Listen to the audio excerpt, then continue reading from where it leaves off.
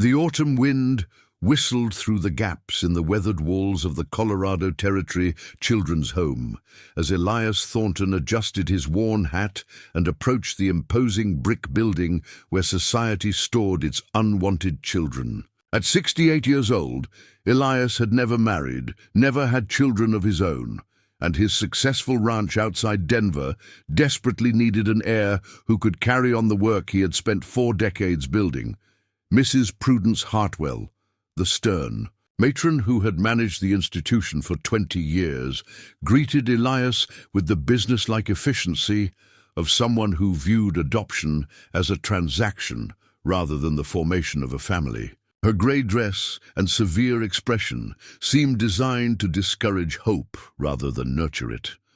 "Mr. Thornton, I have several excellent candidates for adoption," she announced, leading him through corridors that echoed with an unnatural quiet. "All are well-behaved, properly disciplined, and understand the value of gratitude for whatever opportunities they might receive." Elias followed her through rooms where children sat in perfect silence, their faces carefully blank and their movements controlled by years of institutional conditioning. These were not children who had been loved and nurtured.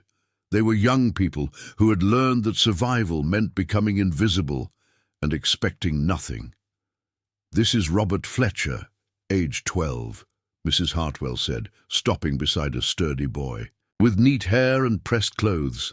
Excellent deportment, never causes trouble, would be very grateful for a good home with proper Christian parents." Elias studied Robert's face, seeing competence and resignation, but also a careful emptiness that suggested this child had learned to protect himself by feeling nothing deeply.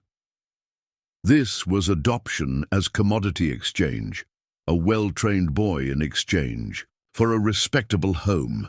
"And this is William Hayes, 13 years old," the matron continued, indicating a slightly older boy who stood with military precision. "Very obedient, experienced with chores, understands his place and responsibilities." Again, Elias saw the same protective numbness, the same surrender of individual personality in favor of acceptable behavior. These boys would make dutiful sons, but they would never become true partners or inheritors of his vision for the ranch. "Are there others I might consider?" Elias asked, his instincts telling him that what he was seeking wasn't among these perfectly presented options. Mrs. Hartwell's expression tightened with obvious reluctance. "There is one other possibility, though I strongly advise against considering. Him. He's been difficult to place." She led Elias to a smaller room, where a solitary boy sat reading by the window, his back straight despite the uncomfortable wooden chair. The child appeared to be about 11 years old, with dark hair that needed cutting and clothes that were clean but patched. When he looked up from his book, Elias saw something entirely different from the others: intelligence, curiosity, and a spirit that institutional discipline hadn't managed to break. "This is Benjamin Carter," Mrs. Hartwell said with obvious distaste.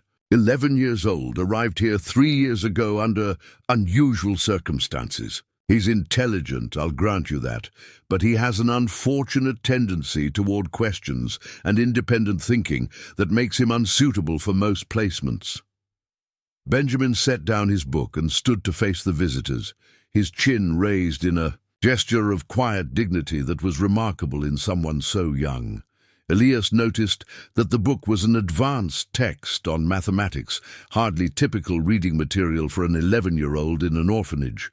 "What kind of questions does he ask?"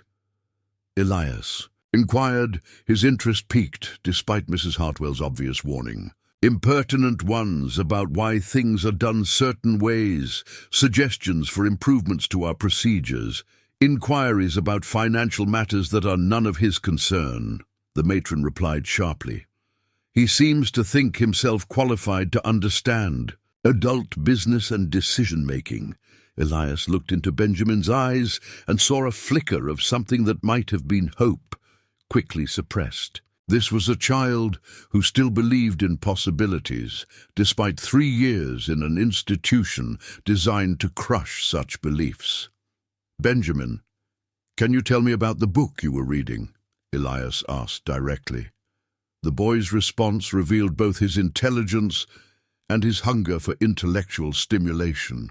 "It's a treatise on compound interest and investment principles, sir. I've been trying to understand how money grows through careful planning and strategic thinking." Mrs. Hartwell's face flushed with embarrassment. "You see what I mean? Completely inappropriate interests for a child his age. He should be focused on basic obedience and simple manual skills, not complicated financial concepts he couldn't possibly comprehend." But Elias saw something entirely different. Here was a child whose mind was actively engaged with complex ideas, who sought to understand rather than just accept, and who had maintained his intellectual curiosity despite being in an environment that discouraged such thinking. "Benjamin, why are you interested in financial planning?" Elias asked, ignoring Mrs. Hartwell's obvious disapproval. "Because I want to understand how people build something lasting," Benjamin replied honestly. "My parents died when I was 8, and everything they had worked for was lost because they hadn't planned for such possibilities. I want to learn how to prevent that from happening again." The maturity and wisdom in Benjamin's response struck Elias powerfully. This wasn't just academic curiosity, it was a child grappling with fundamental questions about security, planning, and the construction of lasting value. "Mrs. Hartwell, could you tell me about the unusual circumstances of Benjamin's arrival here?" Elias asked, though he was already forming his own conclusions about the boy's character and potential. The matron's reluctance was evident as she consulted her records. "His parents died in a railroad accident 3 years ago. There were some complications regarding their estate and legal guardianship that resulted in Benjamin being placed here temporarily while matters were resolved." "And were those matters ever resolved?"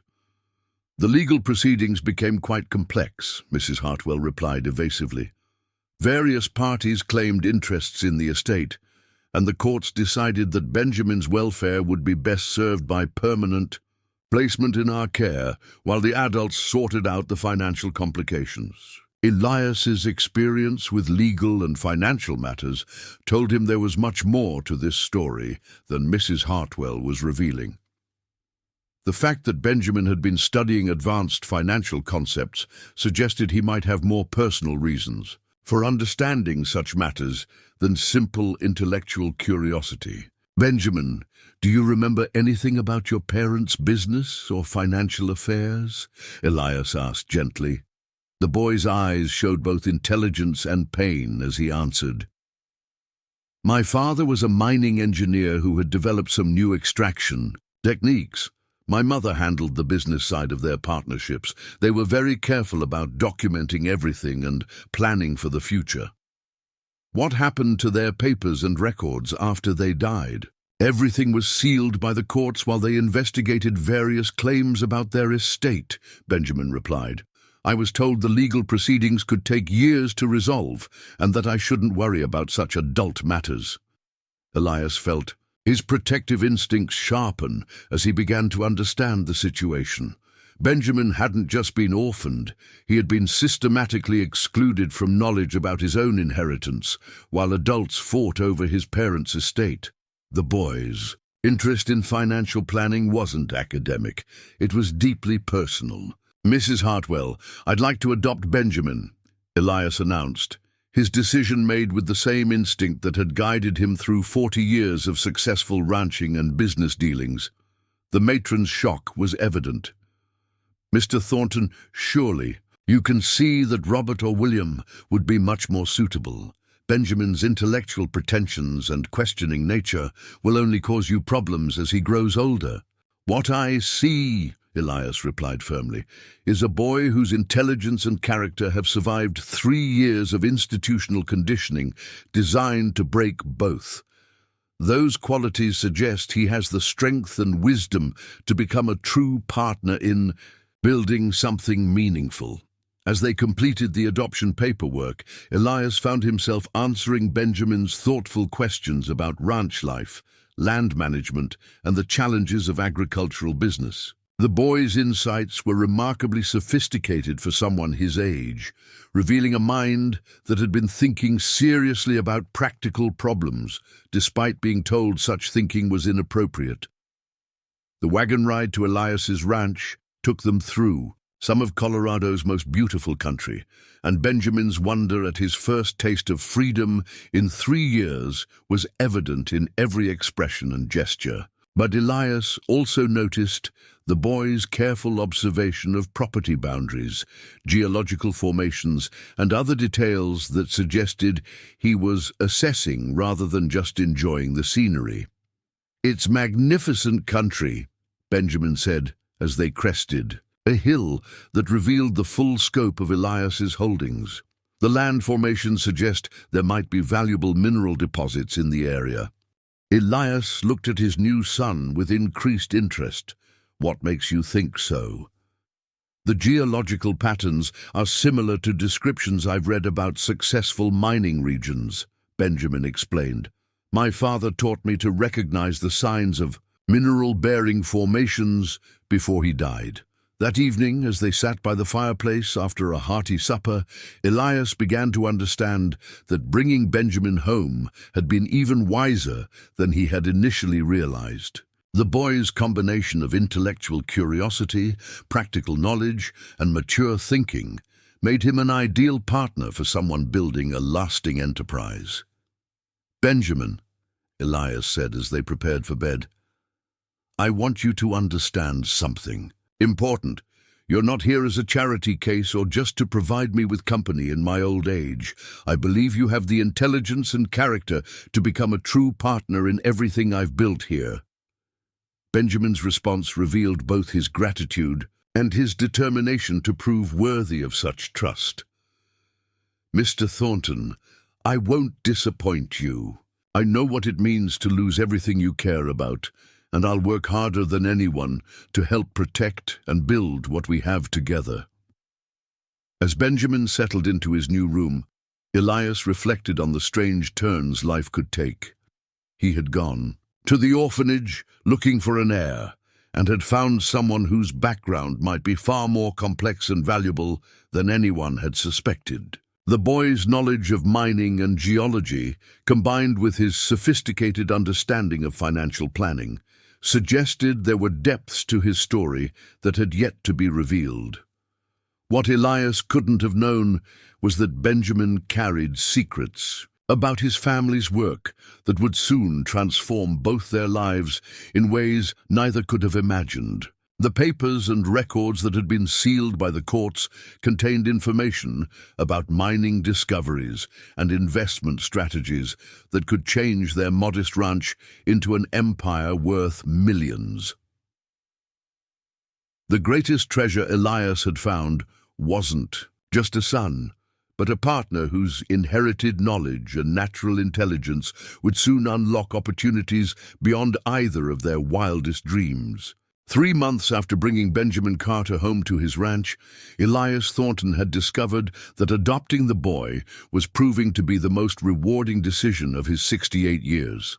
Benjamin's intelligence and work ethic had impressed everyone who met him, but it was his growing confidence and the gradual revelation of his sophisticated knowledge that truly amazed his adoptive father. "Mr. Thornton, I've been thinking about the mineral rights situation on your property," Benjamin said one morning as they worked together to repair a section of fence along the ranch's eastern boundary. "Have you ever had geological surveys done to determine what might be beneath the surface?" Elias paused in his work to study the boy who was becoming more interesting with each passing day. Benjamin's questions weren't idle curiosity.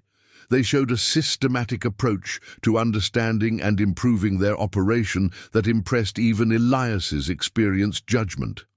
"Benjamin, mineral surveys are expensive, and most of this land has been considered suitable only for ranching," Elias replied. "Why do you ask?"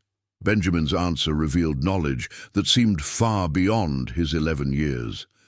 The rock formations along this section suggest geological conditions that often accompany valuable mineral deposits. My father taught me to recognize such patterns, and what I see here is very promising. The boy's confidence in his assessment was striking, but even more impressive was his practical understanding of how such knowledge could be applied. During their months together, Benjamin had demonstrated business acumen that rivaled many adults, combined with technical knowledge that suggested his parents had given him an extraordinary education. "Tell me more about what your father taught you," Elias encouraged, recognizing that Benjamin's background held keys to opportunities neither of them had fully understood. "My father was a mining engineer who had developed revolutionary extraction techniques," Benjamin explained, his voice growing stronger as he spoke about his family's work. "My mother was a brilliant businesswoman who understood how to turn technical innovations into profitable ventures. Together, they were building something that could have changed the entire mining industry." The pride and loss in Benjamin's voice revealed how much his parents' work had meant to him and how deeply their deaths had affected his understanding of his own future. But it also suggested that their knowledge hadn't died with them, that Benjamin carried information that could be extraordinarily valuable if properly applied. "Benjamin, do you remember any specific details about your parents' techniques or discoveries?"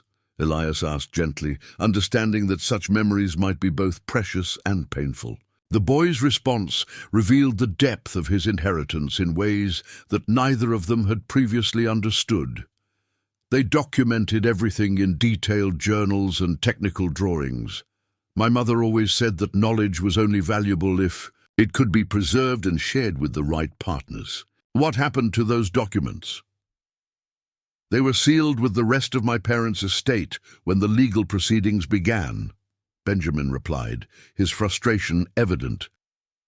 "The court said everything had to remain locked away until ownership questions were resolved, but the lawyers have been fighting for 3 years without making any real progress." Elias felt his protective instincts and business sense both sharpen as he began to understand the situation more clearly.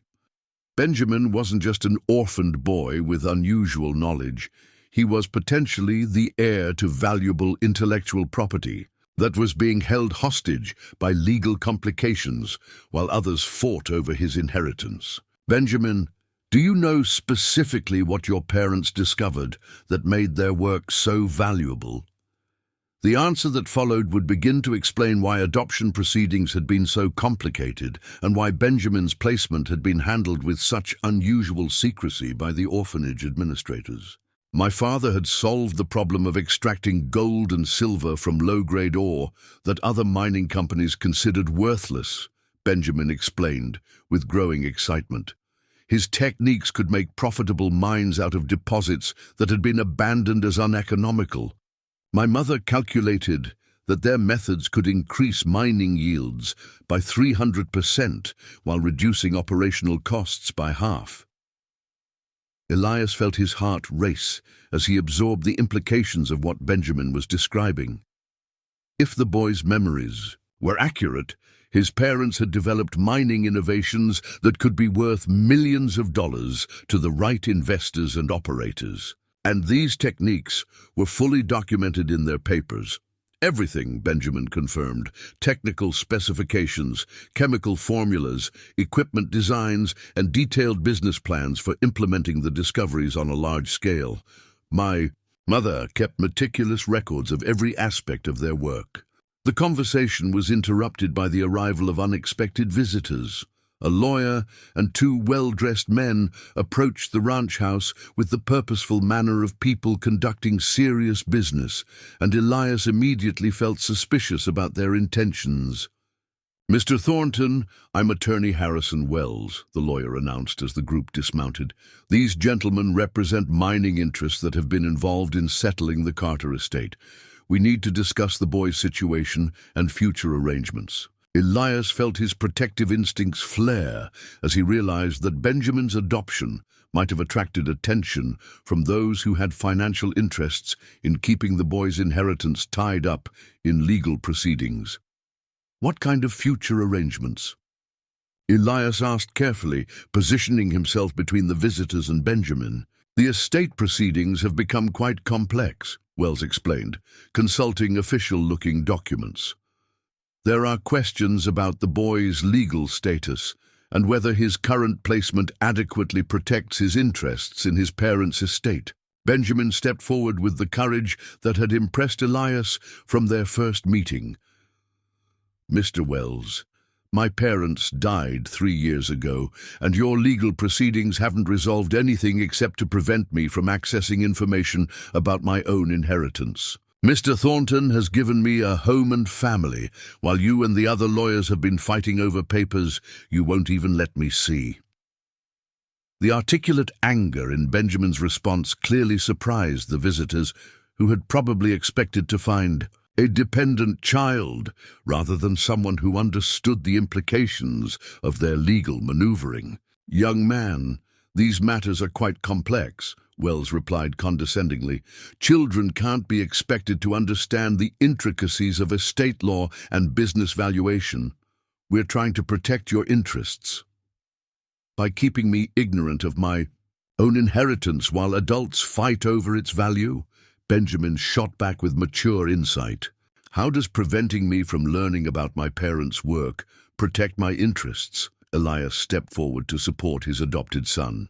"Gentlemen, Benjamin is part of my family now, and any discussions about his future need to include both of us. What specific concerns do you have about his current placement?" Wells's response revealed the real motivation behind their visit. "Mr. Thornton, the Carter estate includes valuable intellectual property that requires sophisticated management and protection. We're concerned that a ranch environment may not provide adequate preparation for Benjamin to eventually assume responsibility for such complex assets." "What kind of intellectual property?" Elias asked, though Benjamin's earlier explanations had already given him strong suspicions about the answer. "Mining innovations and extraction techniques that could be worth substantial sums to the right investors," Wells admitted reluctantly. "The estate's value depends on properly developing and licensing these technologies." Benjamin's eyes flashed with understanding and anger. "You've been keeping me away from my own inheritance while you tried to figure out how to profit from my parents' work. That's why the legal proceedings have taken so long. You've been negotiating deals without including me." The accuracy of Benjamin's assessment clearly unsettled the visitors, who had expected to deal with a child they could manipulate rather than someone who understood both the technical and business implications of his situation. "The estate proceedings have been conducted in full accordance with territorial law," Wells protested, but his discomfort was evident. "All decisions have been made with the boy's best interests in mind." "Then why hasn't Benjamin been allowed access to his parents' papers and documentation?" Elias demanded, his rancher's instincts telling him these men were more interested in their own profits than in Benjamin's welfare. The confrontation that followed revealed the extent to which Benjamin's inheritance had been compromised by adults, who viewed him as an obstacle to their own enrichment rather than as the rightful heir to his parents' innovations. "Mr. Thornton, we're prepared to offer you substantial compensation for your care of the boy, but his inheritance requires professional management that a ranch operation cannot provide," Wells announced, producing additional legal documents. Elias's response was immediate and uncompromising. "Gentlemen, Benjamin is my adopted son, not a commodity to be bought and sold. His inheritance belongs to him, not to lawyers and investors who want to profit from his parents' work." As the visitors prepared to leave, clearly frustrated by their failure to separate Benjamin from his new family, Wells made a threat that revealed the stakes involved in their legal maneuvering. "Mr. Thornton, the Carter estate is worth potentially $21 million based on preliminary valuations of the mining innovations," Wells said with cold calculation. "That kind of wealth requires sophisticated legal and business management that goes far beyond what you can provide in a ranch environment." The figure hit both Elias and Benjamin like a thunderbolt. $21 million was more money than either had imagined possible, representing wealth that could transform not just their lives, but their entire understanding of Benjamin's future possibilities. After the visitors left, Elias and Benjamin sat in stunned silence as they absorbed the magnitude of what had been revealed. Benjamin wasn't just an intelligent orphan boy. He was potentially one of the wealthiest young people in the American West, with an inheritance that predatory adults were trying to control for their own benefit. "Benjamin," Elias said finally, "now I understand why your adoption was handled with such secrecy, and why those lawyers want to separate you from anyone who might actually have your best interests at heart." Benjamin's response revealed wisdom that had been forged by 3 years of being manipulated by adults who saw him as a means to wealth rather than as a person deserving protection and respect. "Mr. Thornton, my parents trusted me with their knowledge because they believed I could carry on their work. But they also taught me that money is only valuable if it's used to help people and build something meaningful. That's why they documented everything so carefully. They wanted their discoveries to benefit others, not just make lawyers rich." How will Elias and Benjamin fight to reclaim the inheritance that belongs to the boy? What secrets do the sealed documents contain that could change their lives forever?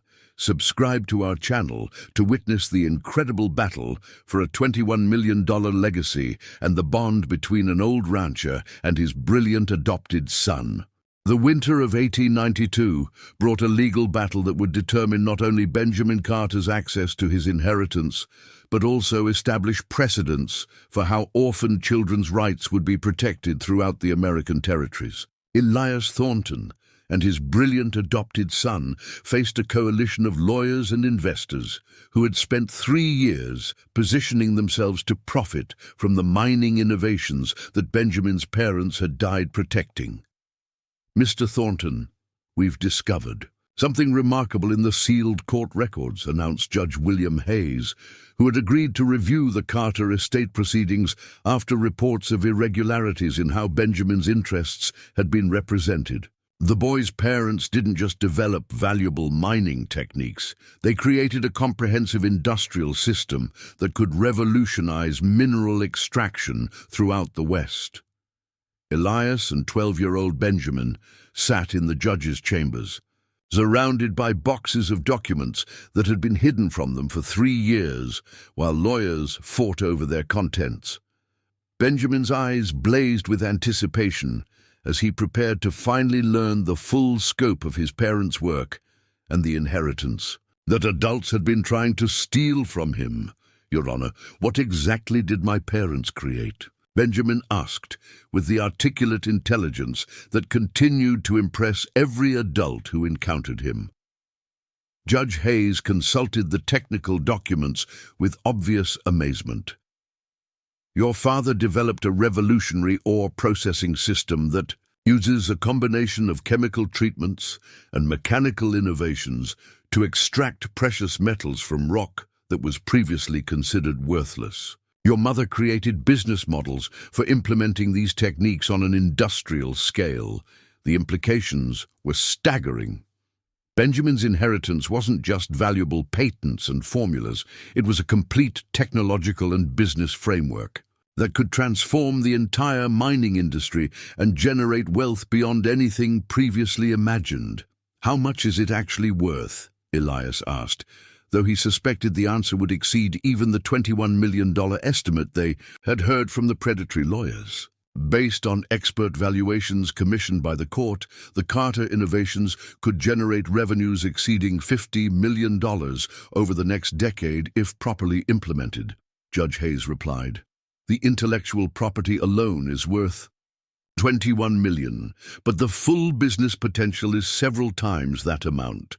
Benjamin absorbed this information with remarkable composure for someone learning he was potentially one of the wealthiest people in America. His parents' dedication to documenting their work had created not just scientific breakthroughs, but a comprehensive blueprint for transforming raw discoveries into sustainable prosperity.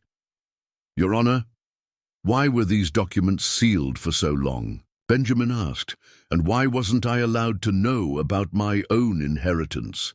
Judge Hayes's expression darkened as he explained the corruption that had infected the estate proceedings. Unfortunately, Benjamin, several parties have been manipulating the legal process to delay resolution while they positioned themselves to profit from your parents' work without your consent or participation. The investigation had revealed a conspiracy involving the original estate lawyers, mining company executives, and even some court officials who had been bribed to keep Benjamin ignorant of his inheritance, while adults negotiated deals that would have robbed him of millions of dollars. Attorney Wells and his associates have been negotiating licensing agreements with major mining companies, Judge Hayes continued. They planned to present you with a small settlement while keeping the majority of your inheritance for themselves through various legal manipulations. Elias felt his anger burn cold as he understood how close they had come to losing everything Benjamin's parents had worked to create. Your Honor, what can we do to protect Benjamin's rights and ensure he receives what legally belongs to him? That's where things become interesting, Judge Hayes replied with satisfaction. Benjamin's adoption by you has created legal complications for those who were planning to exploit him. As his legal guardian, you now have standing to challenge every decision that was made without his informed consent. The legal battle that followed tested everything Elias and Benjamin had learned about courage, determination, and standing up for what was right. They faced opponents with vast resources and political connections who had been planning for years to steal Benjamin's inheritance through legal technicalities and institutional manipulation. Mr. Thornton, your fighting force is much larger than yourself, warned their attorney, Samuel Richardson, as they prepared their challenge to the estate proceedings. These men have invested significant money and effort in gaining control of Benjamin's inheritance. They won't give up easily, but Benjamin himself had become their most powerful advocate. His sophisticated understanding of his parents' work, combined with his ability to articulate the moral and legal issues at stake, made him a compelling witness whose testimony could expose the conspiracy against him. Your Honor, Benjamin addressed the territorial court during the crucial hearing that would determine his fate. These men have kept me ignorant of my own inheritance for 3 years, while they tried to steal what my parents died protecting. They claim to be acting in my best interests, but their real interest is in profiting from work they didn't create and discoveries they don't understand. The technical knowledge Benjamin displayed as he explained his parents' mining innovations amazed the court and clearly demonstrated that he was far from the helpless child his opponents had claimed. His understanding of both the scientific principles and business applications proved that his parents had prepared him to eventually assume responsibility for their legacy. Mr. Wells, your client claims that this boy couldn't possibly understand the complexities of his inheritance, Judge Hayes said to the lawyer who had been manipulating the estate proceedings. Yet he's just explained advanced metallurgical processes and business strategies with remarkable sophistication. How do you reconcile this contradiction? Wells's inability to answer effectively exposed the weakness of arguments that had been used to justify keeping Benjamin away from his rightful inheritance. The conspiracy had depended on portraying him as an incapable child, but his obvious intelligence and knowledge made such claims ridiculous. The breakthrough in their case came when Benjamin produced a document that his opponents didn't know existed. A detailed letter his mother had written specifically for him, hidden among his personal possessions and overlooked by lawyers who had assumed a child couldn't have anything legally relevant. My dear Benjamin, he read aloud to the packed courtroom, if you're reading this letter, It means your father and I are no longer able to protect the discoveries we've made together. We've documented everything carefully because we believe our innovations belong not to us, but to you and to the future we want you to help build. The letter continued with specific instructions about how Benjamin should handle his inheritance, including detailed descriptions of the mining techniques and explicit warnings about adults who might try to exploit his youth and inexperience.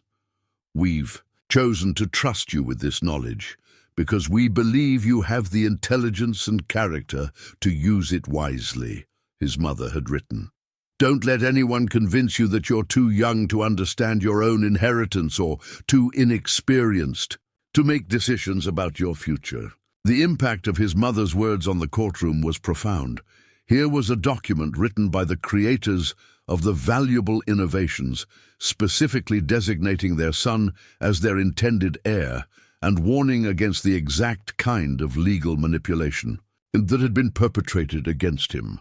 Judge Hayes's ruling was decisive and comprehensive. The conspiracy to defraud Benjamin of his inheritance was declared illegal. All previous agreements made without his consent were voided, and full control of the Carter estate was transferred to Benjamin under Elias's guardianship. This court finds that Benjamin Carter has been systematically denied access to his rightful inheritance through illegal manipulation of legal proceedings, Judge Hayes announced. All parties involved in this conspiracy are hereby ordered to make full restitution and are prohibited from any further involvement in the estate's management. The immediate result was that Benjamin officially became one of the wealthiest young people in America, with assets worth more than $21 million and business opportunities that could generate far more.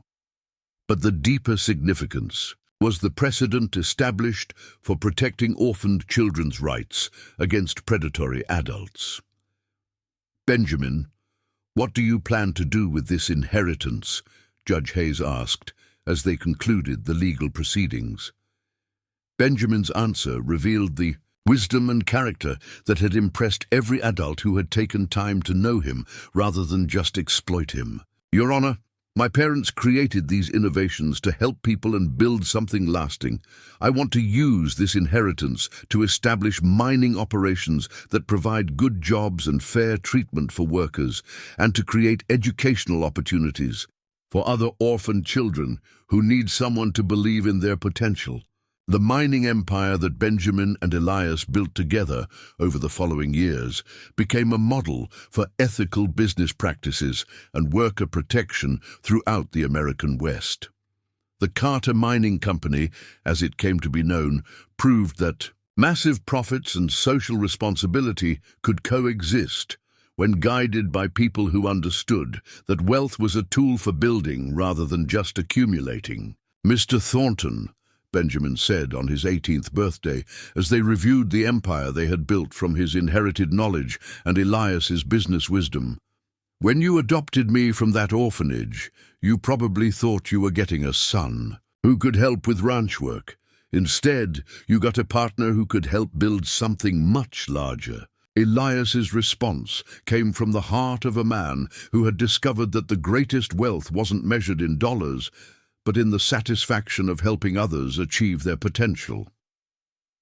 Benjamin, when I chose you over all those other boys, I was looking for intelligence and character rather than compliance and gratitude.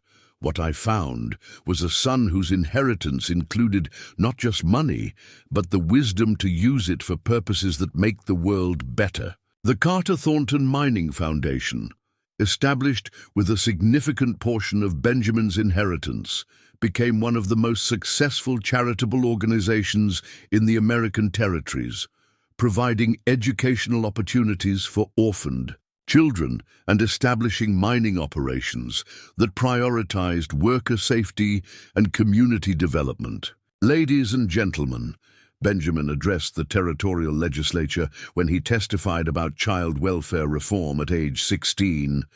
My story proves that society often fails to recognize the potential in its most vulnerable members.